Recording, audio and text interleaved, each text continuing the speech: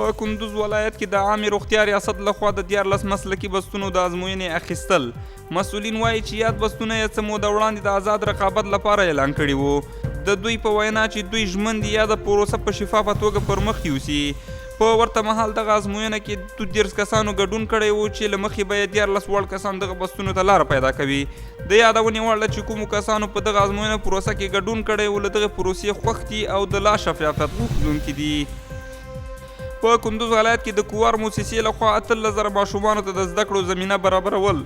د یادې موسسې د مسؤلینو په وینا یاد کورسونه چې شمېر یې 1510 صنفونو ته رسیږي د دې ولایت په 6 ولسوالیو کې برابر کړي دي. یاد شمېر ماشومان چې له دې پروسې برخمن شوي وایي د کوار موسسې له دغه اقدام خوښ دي او له دې ورته نورو خیریه موسساتو څخه د ورته اقدام غوښتونکي دي. د یادونې وړ ده چې د کوار موسسې د دغه اقدام سره به 600 زده کړیالانو ته د کار زمینه هم برابره شي. د سرحدونو اقوامو قبایلو رئیس د یو رسمي سفر په ترڅ کې قلعه زال ولسوالۍ ته سفر وکړ او د دې ولسوالۍ د سرحدونو ولسونو سره یې ولیدل. په دې لیدنه کې د یادو سرحدي سیمو اوسیدونکو خپل وړاندیزونه مشکلات له ورغلي پلاوي سره شریک کړل او ترې حل غوښتونکي شول. د یادونې وړ ده چې په دې وروستیو کې اسلامي امارت حکومت تل هڅه کوي چې د سرحدي میشتو ولسونو مشکلات واوري او هغوی ته د مرستې زمینه برابره کړي.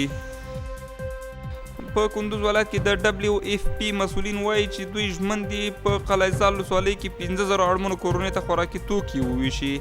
دوی وایي چې ورته نورې مرستې د دې ولایت په نورو ولسوالیو کې هم په پلان کې لري چې ډیر ژر به یې چارې پیل شي.